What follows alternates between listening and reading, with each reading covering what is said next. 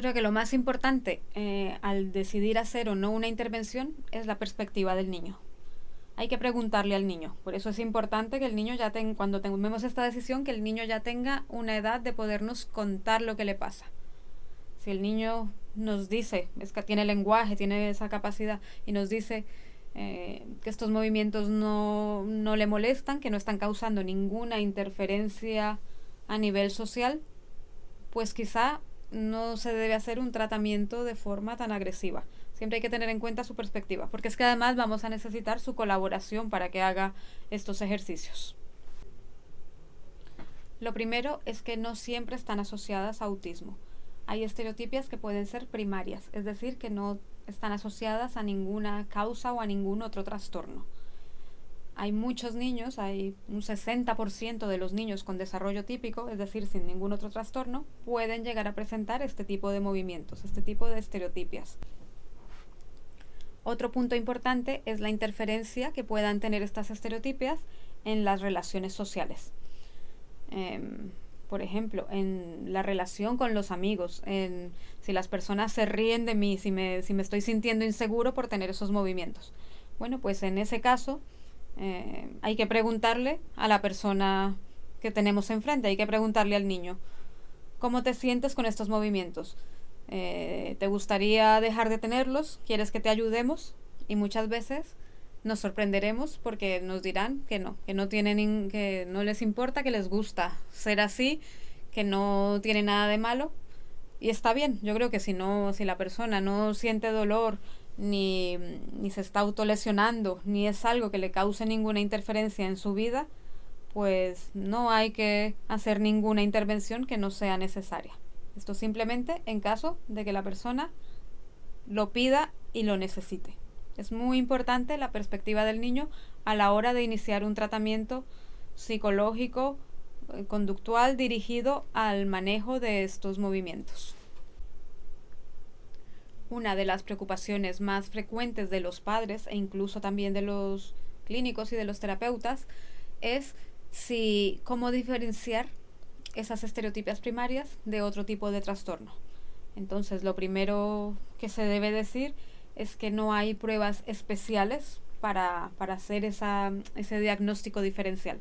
Lo que sí es muy importante es una adecuada historia clínica en donde se tengan en cuenta toda esa visión de esos posibles trastornos que podrían causar las estereotipias.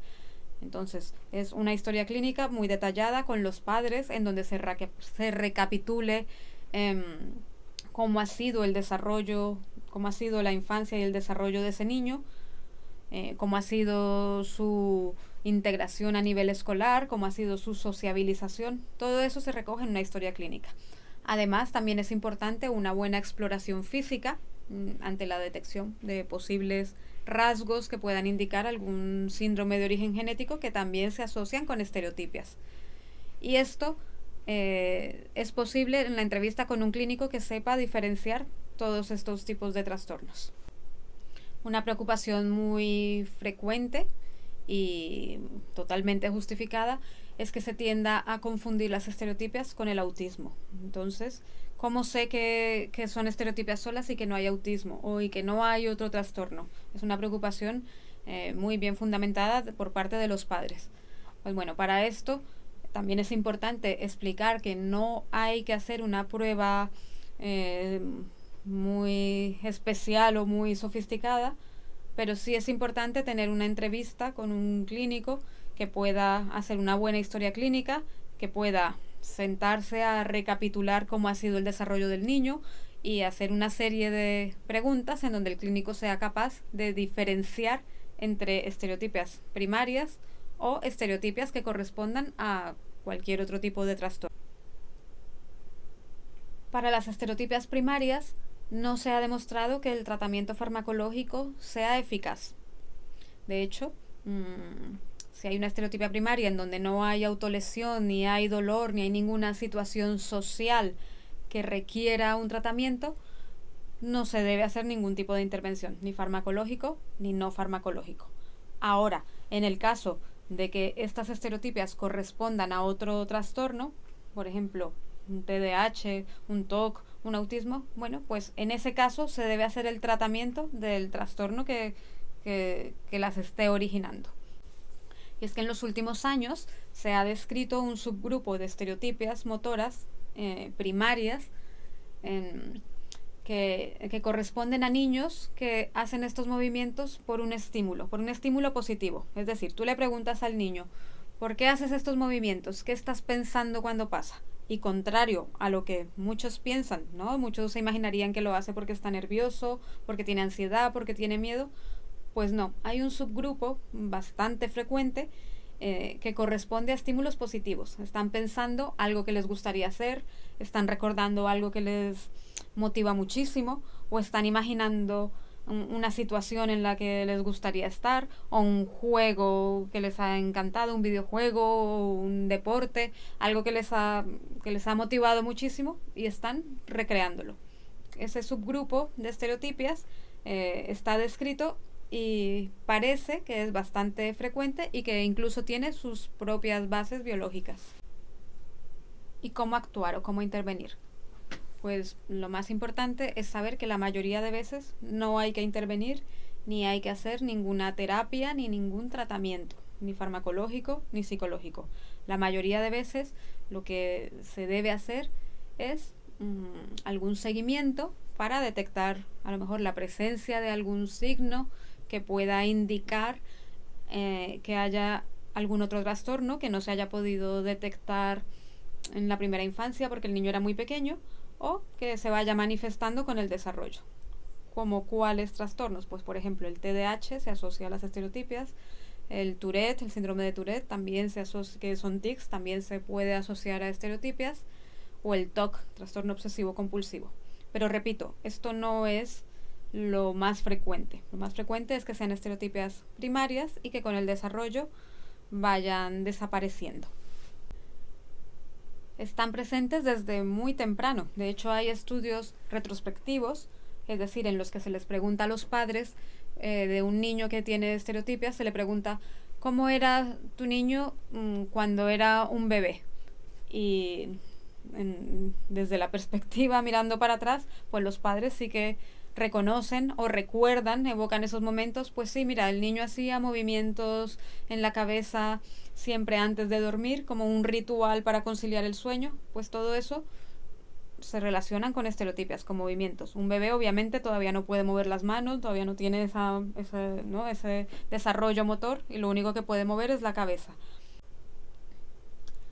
Son movimientos involuntarios en forma de aleteo, mueven las manos de esta forma o se frotan las manos y que se confunden muchas veces con el autismo, en parte porque las estereotipias son un criterio diagnóstico del autismo, entonces pueden llegar a confundirse y por eso hay que ser muy minucioso a la hora de dar un diagnóstico, tanto de descartar un autismo como de poner el diagnóstico. Y es que a pesar de que son bastante frecuentes, se sabe poco sobre las estereotipias, se estudia poco. Y se estudia poco sobre la sensación y sobre la perspectiva del propio niño. Porque primero son muy pequeños, entonces pues no se les pregunta o no pueden hablar o todavía no tienen lenguaje. Y sabemos muy poco, hay muy poca investigación sobre lo que piensan o sienten en ese momento. En el caso en que se decida hacer alguna intervención, repito, porque haya alguna autolesión, porque el niño se esté haciendo daño o porque el movimiento sea doloroso o porque el mismo niño nos manifieste y nos diga que no le gusta tener esos movimientos porque ya tiene una edad y los compañeros le preguntan por qué lo hace, es decir, porque a nivel social le están afectando esos movimientos, pues en ese caso sí podemos ayudarle con una intervención. Generalmente las intervenciones que se hacen y que son eficaces, que han demostrado evidencia, son las basadas primero en un análisis funcional de la conducta, en donde se entra a mirar qué factores o en qué momento aparecen esos movimientos. Se hace un estudio junto con los padres, junto con la familia, para ver qué posibles formas hay para abordarlo. Eso en primer lugar.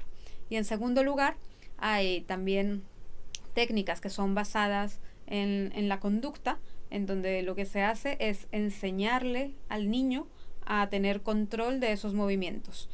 Enseñarle a cuándo empezar, cuándo terminar, a ser consciente de esos movimientos y ser consciente del control que pueda tener en su cuerpo.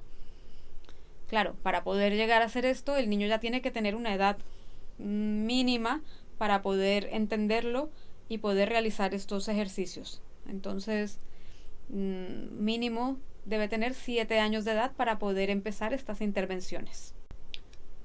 Las estereotipias primarias, no asociadas a ningún otro trastorno, valga la redundancia, no son un trastorno.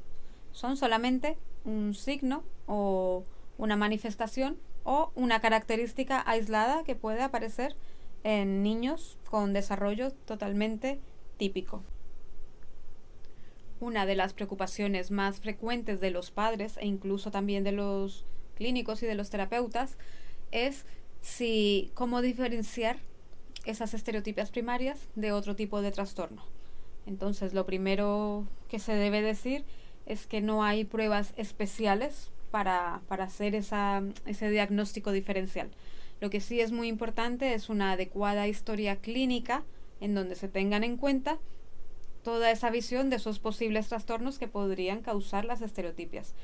Entonces, es una historia clínica muy detallada con los padres en donde se recapitule cómo ha sido el desarrollo, cómo ha sido la infancia y el desarrollo de ese niño, cómo ha sido su integración a nivel escolar, cómo ha sido su sociabilización. Todo eso se recoge en una historia clínica. Además, también es importante una buena exploración física ante la detección de posibles rasgos que puedan indicar algún síndrome de origen genético que también se asocian con estereotipias.